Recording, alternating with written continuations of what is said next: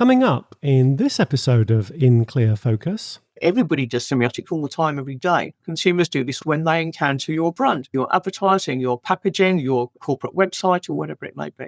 They're constantly decoding things and interpreting them in light of these signs and codes. That's why brands and marketers need semiotics, so that we can have a role in that process of communication. You're listening to In Clear Focus, fresh perspectives on the business of advertising, produced weekly by Big Eye, strategy-led full-service creative agency growing brands for clients globally. Hello, I'm your host, Adrian Tennant, Chief Strategy Officer. Thank you for joining us. Today's episode is part of our Big Eye Book Club series in partnership with Kogan Page. April's book selection is the newly expanded second edition of Using Semiotics in Marketing, How to Achieve Consumer Insight for Brand Growth and Profits. The book's author is the preeminent authority on commercial semiotics, Dr. Rachel Laws. As the founder of Rachel Laws Consulting, she has over 2 decades of commercial experience providing brand and marketing strategies to clients including Unilever, Procter & Gamble, Kraft, Diageo and Nike, among many others. A regular international conference speaker, Rachel is a fellow of the Market Research Society and the author of Using Semiotics in Retail, which was a Big Eye Book Club selection last year. To discuss the new edition of her book, Using Semiotics in Marketing, Rachel is again joining us from her home in London, England. Rachel, welcome back to In Clear Focus. Thanks very much for having me on the show. For anyone listening who missed the episode last year, could you give us an overview of what semiotics is? Yes, of course, I would love to do that. So the simplest possible definition is it's the study of signs and symbols. And the simplest possible examples of signs and symbols are the components of, for example, brand marks. So if you look at your own brand mark, you've probably had to make a lot of design decisions along the way. Is it red or is it blue? Are we going to use nice, bold, capital letters, or are we going to use a cursive typeface with lots of flowing scripts and curly cues on it? So these are what we would call semiotic signs, and they are loaded with meaning, right? So you can probably already detect that I'm thinking in my mind about the difference between Coke and Pepsi. And they manage to convey hugely different brand values just through these small design decisions. So things like colour and what typeface are we using, these are the really entry-level examples of what a semiotic sign is. Now, there are many more types of semiotic signs in society, but essentially the practice of semiotics is about recognising semiotic signs in the wild and in your consumers' lives and in your own brand communications and manipulating them, using them consciously so that you can convey brand messages that you want to convey and which are going to land with your target audience. How is semiotics typically applied to marketing contexts? That is a great question, and it's one that I can answer with reference to 3 different kinds of clients. The first group is brand owners, often global brands, and they are often people who know my work. I've been writing and publishing and doing this work for 20-odd years now, so there are people out there who know who I am. And because they know what I do and they've seen examples of my work, they're confident about bringing me strategic problems that need solving. So it could be something like maybe there's a household brand that is well established, everybody knows its name, but it's going out of date. It's becoming a bit lapsed and out of touch with contemporary society.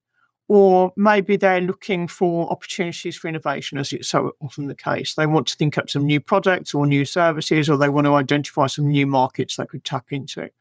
Or another common situation is that they were very comfortable in their category, but now the category is changing quickly. There are lots of new entrants, challenger brands out there, often direct-to-consumer brands and so on and so on. So these are the types of quite strategic marketing kind of problems that brand owners will bring to me to solve. Occasionally, they'll come to me with very straightforward questions about things like packaging at the level of, shall we do this in red or blue? But that's often where they start, and then they evolve and grow and get into the bigger questions. The second group of clients who I work with frequently is ad agencies. Ad agencies are loads of fun to work with. They do everything at high speed.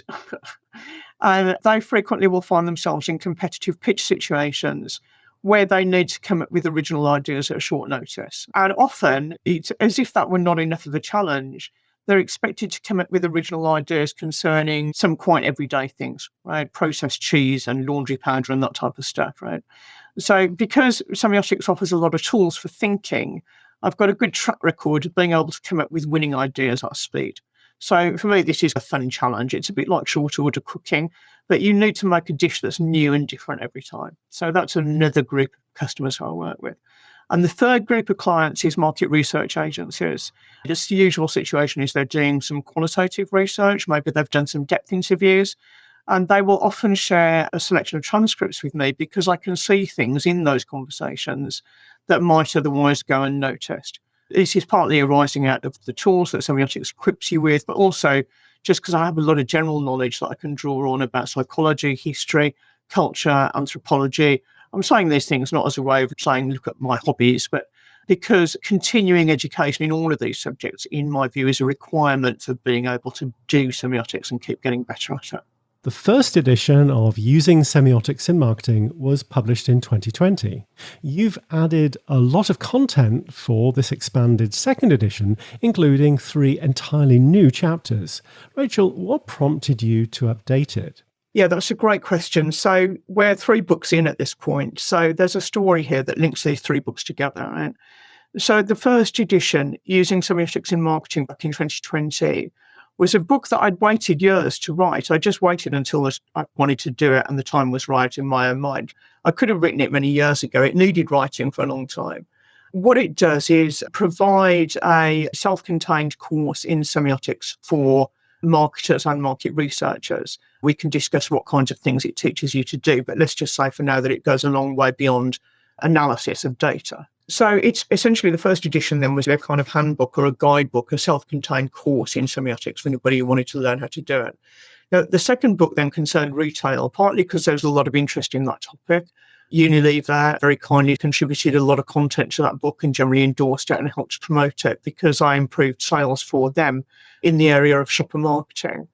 So while I was writing this book about retail, I took the opportunity to do a deep dive into the future because it's one of the more exciting things you can do with semiotics, right?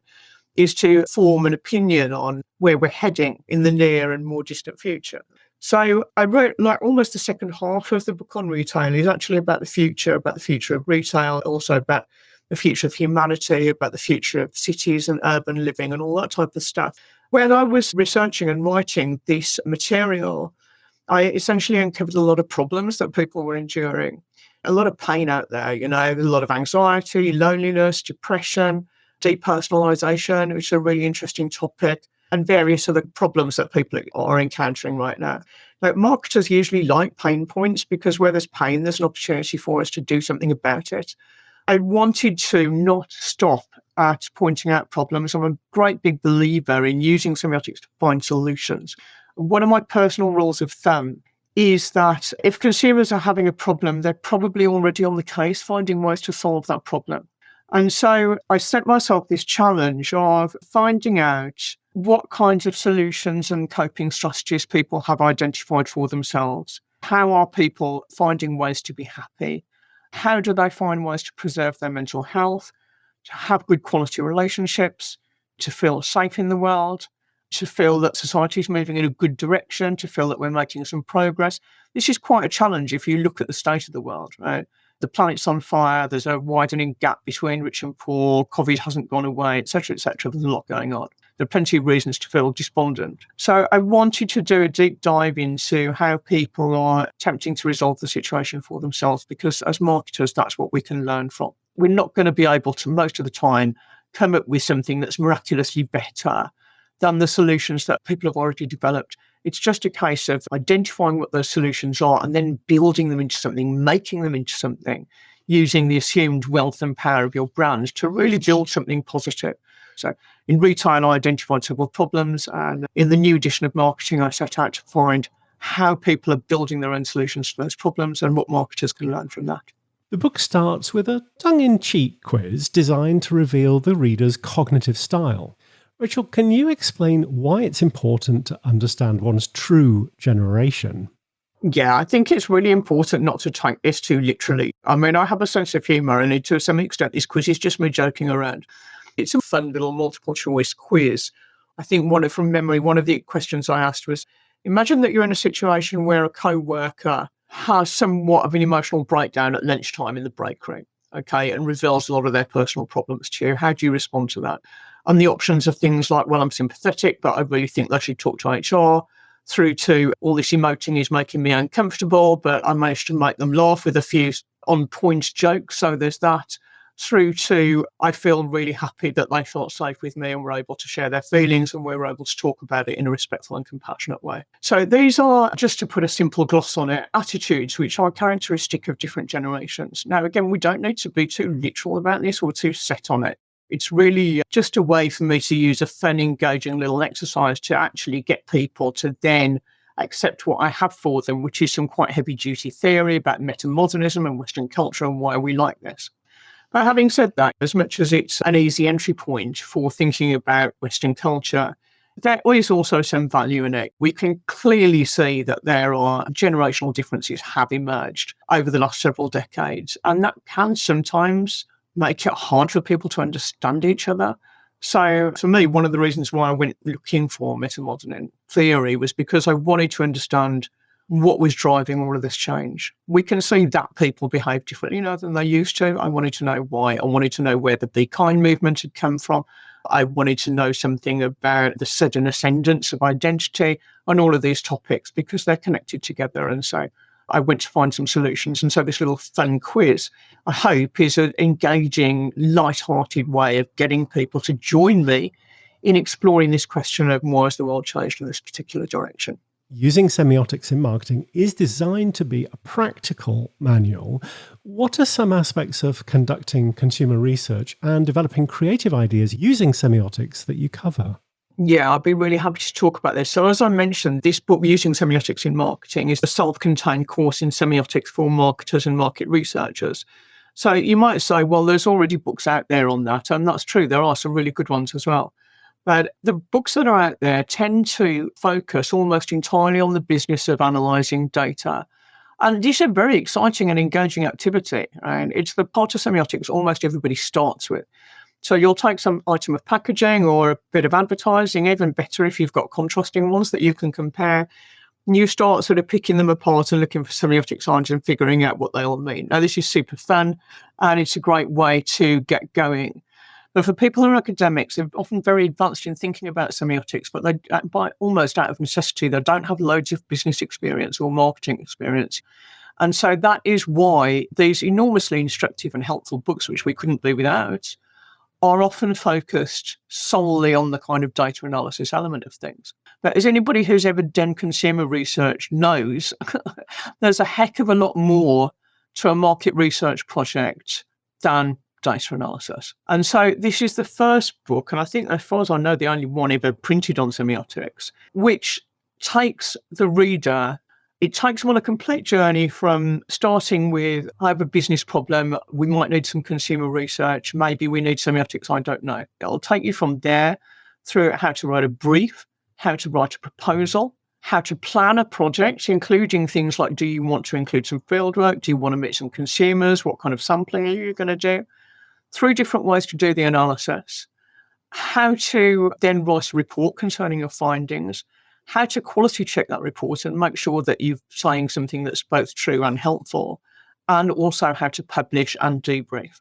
So it really is a complete end-to-end journey, which is also accompanied by exercises throughout. So the kind of proposition of the book is that if you do all the exercises in each chapter in the order in which they're presented, by the end of the book, you've got a publishable piece of work. It might be your first effort with semiotics, and maybe you've got a long journey ahead of you, but you'll have a competent enough, good enough piece of work that you can share with other people to make their lives easier and to show off your own skills. So that is why Using Semiotics in Marketing is a different book. And added to that, as you mentioned, I included chapters on how to use semiotics to become more creative and how to innovate as well, because these are very exciting topics for business clients. Let's take a short break. We'll be right back after these messages. Each month, in partnership with our friends at Kogan Page, the Big Eye Book Club features interviews with authors who are experts in consumer research, retail and branding. Our featured book for April is Using Semiotics in Marketing: How to Achieve Consumer Insights for Brand Growth and Profits by Rachel Laws. In this second edition, Rachel has added new revelations about brands, consumers, and their emerging needs, plus 3 new chapters. In Clear Focus listeners can save 25% on a print or electronic version of the book with the exclusive promo code BIGEYE25. This code is valid for all products and pre-orders and applies to Kogan Page's free paperback and ebook bundle offer. When you order direct from Kogan Page, shipping is always free to the US and UK, and it helps the authors too. So, to order your copy of Using Semiotics in Marketing, go to koganpage.com. That's KOGANPAGE.com. Hi, I'm Michael Solomon. During my 40-year career as a marketing professor, consumer psychologist, speaker, and author, I've had the privilege of developing strategies with many Fortune 500 companies to help them connect with their customers. Now you can have access to these strategies through my online course. It's called Engage: How to Turn Your Bored Customers into Brand Fanatics. I'll show you how to apply years of research on consumer psychology to your brand or business. And as an In Clear Focus listener, you can receive a $100 discount on your enrollment. Just follow the link in the transcript for this podcast on Big Eye's website and use the provided coupon code to take advantage of this offer. I hope you'll join me for Engage to learn how to turn bored customers into brand fanatics. Welcome back. I'm talking with Dr. Rachel Laws, semiotician, futurist, marketer, and the author of this month's Big Eye Book Club selection, Using Semiotics in Marketing, 2nd edition. Rachel, how do signs, texts, and codes work? There's a little bit of jargon in semiotics. In the material and the books that I write, I try to keep it to a minimum, and I try to, where I have to use these words, I try to define them as crisply as possible because it makes everybody's lives easier. So let's take a nice, easy approach to this, okay? Let's imagine that one morning the postman arrives at your house and something in an envelope lands on your doormat. And this envelope and its contents are what we would call a text. It's a little self-contained object. It didn't exist in your world a few minutes ago, but then it arrives through your letterbox and now it does. Now it's a thing in your world. And that right there is a text. It doesn't depend for its meaning on the colour of your carpet or what type of lock you've got on your front door or that type of stuff, right? It's just a little self-contained text all by itself. And it's entirely composed of semiotic signs. So let's imagine that you open this envelope, which is white and rectangular, not too large. When you open it up, there's a piece of folded cardboard inside. And you take out this piece of folded cardboard, and on the side facing you, there's a brightly coloured picture. And you can recognise some elements of this picture. There's some balloons in different colours, and maybe there's also some glitter, and there's some party poppers and a few stars maybe and that type of stuff. And it says, there's a word at the top that says invitation, all looking good, right? And before you've even opened this thing and looked inside, and you know there's going to be some script inside, some text, before you even have opened it, you can already detect all these individual semiotic signs, right? The balloons, the particular choices of colours, this word up at the top that says invitation, the particular typeface, also what sort of cardstock has been used here. The one I'm visualising, and maybe the one you're thinking of too, if it's got balloons and glitter on it, it's fairly, probably moderately cheap, shiny cardstock. It's not super heavyweight ivory paper that's been embossed. You know what I mean? So all these things are individual semiotic signs, right? And they all mean things by themselves. You could get any consumer to free associate around the idea of a balloon, and they'll come up with all sorts of rich stuff about childhood and happiness and being carefree and that type of thing. So all of these are individual signs in themselves, useful. But more than that, as you interpret the meaning and significance of this card and what it wants you to do, we start to deploy the idea of a semiotic code. You will quickly perceive, assuming that you're old enough and you've had enough experience in this particular culture, that a birthday party or something like a birthday party is happening. You've got an idea of what a birthday party is, how you'll be expected to dress, what sorts of things will happen, likely what kind of day or day of the week it's likely to be. And so what you're doing there is identifying a code. which is to say that you're recognizing that these balloons are not just meaningful in themselves, but they are often found in the same place at the same time in the company of other semiotic signs. Just like people, semiotic signs tend to have friends, right? They have mates and chums who they hang out with. So where you find balloons, you'll often find glitter and silvery cursive script in reference to parties and stuff like that. So this is an example of how everybody does semiotics all the time, every day. You recognise the individual semiotic signs are adding up to something, a code, which is greater than the sum of its parts. So in a sense, every time you receive a piece of mail through your front door and open it and make sense of it, you're doing semiotics, right? Consumers do this all the time. They do this when they encounter your brand, when they encounter your advertising, your packaging, your corporate website, or whatever it may be. They're constantly decoding things and interpreting them in light of these signs and codes. And it's because consumers do this all the time and without thinking about it, and because they do it in this really unstoppable way, that's why brands and marketers need semiotics, so that we can have more of a role in that process of communication. Could you explain the differences between bottom-up analysis and top-down analysis in semiotics? It's a question that I get asked a lot, and I'm always happy to talk about it because it's really important.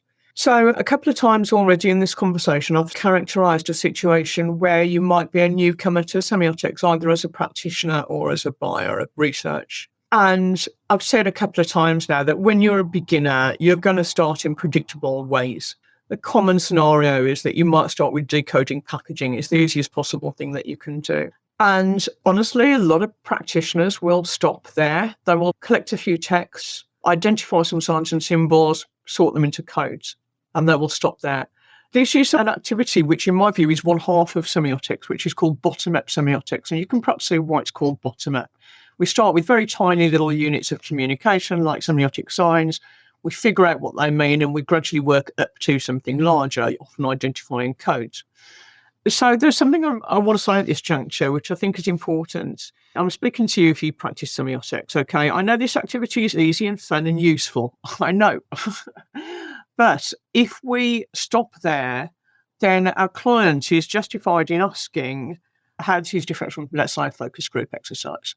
Because let's say that you want to research tea. You could take 20 packages of tea, put them in front of a focus group, and they will adeptly sort the tea into groups, which we could regard as codes, and they'll point out the semiotic signs and make the difference. So that is a really relevant, salient question, right? How is this different from anything a focus group can do? It's because there's a missing piece that is not as available commercially, but is absolutely vital, which is top-down semiotics. So the thing to know about semiotics is it's very interdisciplinary, and it has at least two parents. One of these is linguistics, which is where this detailed focus on individual signs and symbols comes from. You can see how words are semiotic signs, right? But the other parent of semiotics is anthropology. And that means this often quite broad brush thinking about culture, about what makes the UK different from the United States, for example, or what makes Anglo-American cultures different from Europe, and so on and so on. And so the reason why we want this kind of thinking in our semiotic practice is because it gives some point and purpose to that bottom-up activity. So instead of like using the birthday invitation example that I was talking about earlier, we don't just stop at the point of observing that there's a semiotic code which has to do with parties and celebrations, even though that's easily converted into something like an ad campaign.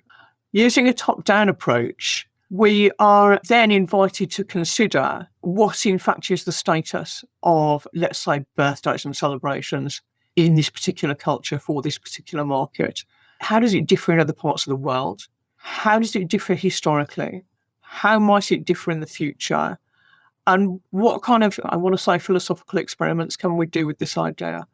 Imagine we were doing some work for Hallmark, let's say, and we wanted to give them some new ideas about things like birthday cards and greetings cards. One of the first things you're going to want to do is take your target market, let's say the United States, and make a complete list of everything which is conventionally believed and accepted about birthdays. And then you start turning those ideas on their heads. Look for reasonable oppositions or reasonable reversals to those ideas.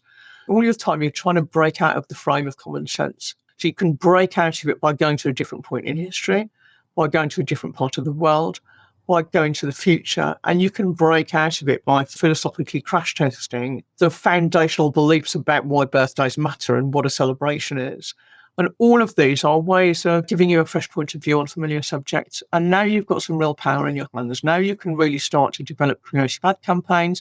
You can genuinely start to innovate. You can start to identify opportunities within a category that other people haven't spotted, and so on and so on. So bottom up is great, and it's where everybody starts. But if you want to prove that you are better than and different from a focus group, and if you really want to start shaking things up and being innovative and creative and special and getting paid a decent daily rate for your work, top down is the necessary complement to your bottom up work. I'm curious, how does semiotics make you more creative? You have to constantly look for ways to surprise yourself. That's really what keeps the creative juices flowing.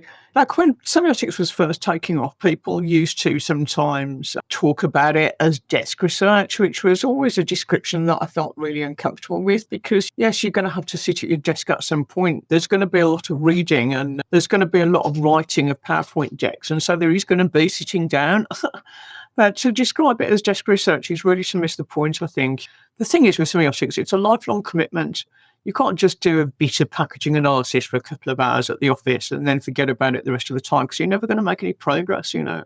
So much like being an artist, it's a kind of lifelong thing. Artists are constantly looking for ways to feed their own creativity and feed their own imaginations, and you need this with semiotics as well.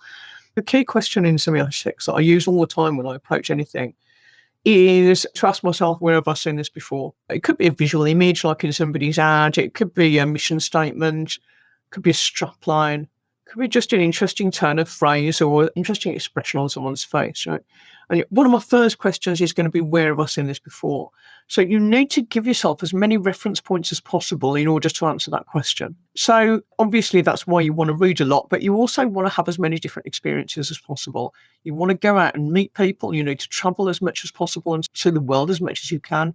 I try to go out of my way to see a lot of art, because it refreshes my, I guess you could say, neural networks. It helps me to combine pieces together in this new way. I try to have new experiences a lot of the time. And I also do exercises, which might be surprising to people, but I do formal exercises which encourage me to look at the world from another point of view. And there are so many of these things you can do. Like if you've got a very particular point of view on how your category should operate, try just write a page of stuff where you argue the opposite point of view, because it will really help you. Or another thing is to express yourself creatively through lots of different media. Semiotics doesn't mean endlessly writing all the time on a keyboard. Your mind will be more flexible and you'll be more able to have new ideas for brands if you allow yourself to explore ideas through lots of different things. I make collages and, I make visual art, nothing that's worth exhibiting, but it helps me think. In case this sounds a bit abstract, I'm just going to quickly share with you an example of one of the things I do, which was a bit too spicy and controversial to be included in the book my publisher told me.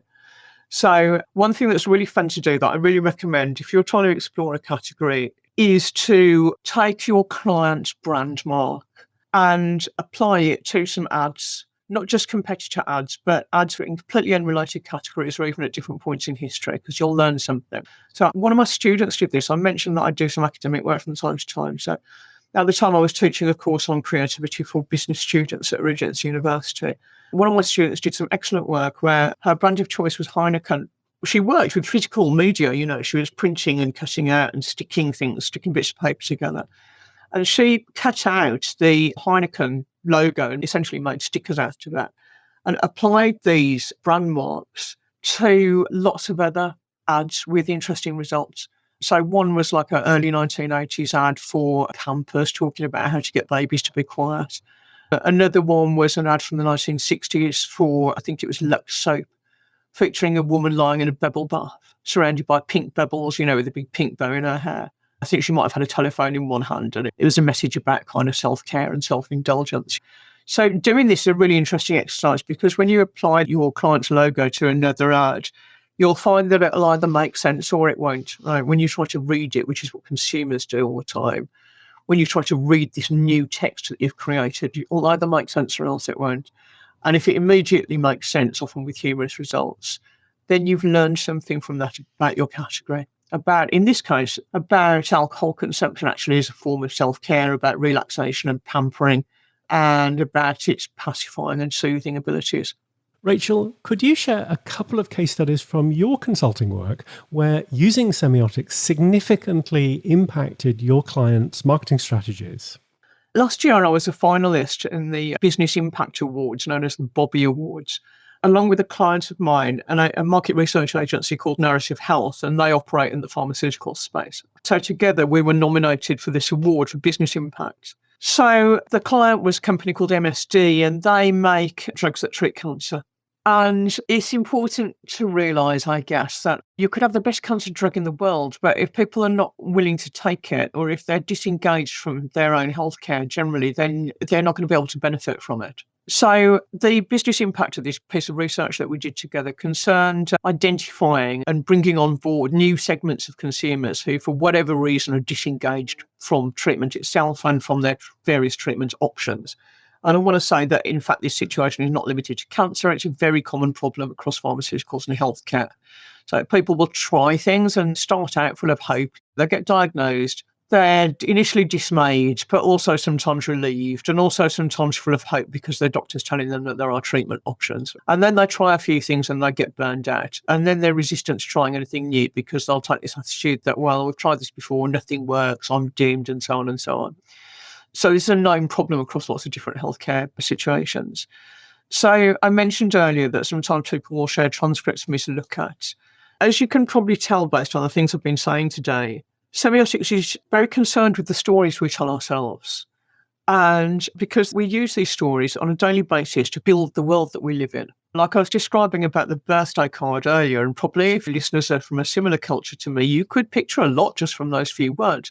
Maybe you could picture the kind of hallway. Maybe you can picture the front door, the letterbox, what kind of floor covering is there, exactly what does this envelope look like, what are its dimensions. There's a lot of shared cultural knowledge there that enables the speaker and the listener to cooperate in a story in which there's a birthday invitation with all that implies, right? So these stories that we tell ourselves in which things like birthdays and birthday parties happen, this is how cooperatively and collectively we build certain versions of reality for ourselves, right? Now, exactly the same thing happens when you get a diagnosis of, let's say, cancer or some other incurable condition. What will happen is that people will start to, they've got this shocking thing to happen and you've got to try and make sense about it. So people will search around and they'll start to craft a story about themselves, about the state of the world, about society, about their relationships, about medical institutions, sometimes about doctors specifically. And they quite quickly will build a version of reality for themselves in which certain things happen and certain things are impossible. And so because I'm a semiotician and I've got a good eye for language, I'm quite able to spot when this is happening. And more to the point, it's not just about being able to identify when people are telling themselves a negative story that might be keeping them away from treatment, but you can actually identify quite a number of different stories which people are deploying, and you can specify what that's doing for them, how they're benefiting from living in this version of reality. And you can also start to have an informed point of view on things like patient information materials and how we can align those to unmet consumer needs. It's a fairly specific example, but essentially semiotics will enable you to spot when semiotics almost become stories and stories become very specific versions of reality and a real world that may or may not exist. So you can do a lot with that. And essentially sales for MSD went up. So there's the business impact of that. A more prosaic example, I was involved in the creation of a very successful campaign for McVitie's with Grey London, in which they, with my help, managed to make biscuits into a very powerful semiotic sign signifying the kindness of strangers. It's a compelling emotional concept. It's very timely and relevant, and it was something which hadn't been overdone already. So it's quite a nice example of the ways in which quick semiotic insights can convert into a new and different ad campaign. Fantastic conversation as always, Rachel. I know you've got some upcoming speaking events, so where can In Clear Focus listeners find you? So my next conference is going to be FMRA, that's the European Pharmaceutical Research Association, where I'm going to be giving a presentation of some original semiotic research concerning menopause. And then May, I'm going to be at IX, the Innovation Conference in Texas. The reason for that is because I was invited out there by McDonald's. They also have a podcast and they want me to be a guest. So I'm going to go all the way out to Texas so that we can do some live streaming from the show. And if you'd like to obtain a copy of Rachel's latest book, Using Semiotics in Marketing, 2nd edition, as an In Clear Focus listener, you'll receive a 25% discount when you purchase online at koganpage.com. Just enter the promo code BIGEYE25 at the checkout. Rachel, thank you very much indeed for being our guest again on In Clear Focus. Thanks very much for inviting me, Adrian. That was great. Thanks again to my guest this week, Dr. Rachel Laws, preeminent commercial semiotician and the author of this month's Big Eye Book Club selection, Using Semiotics in Marketing.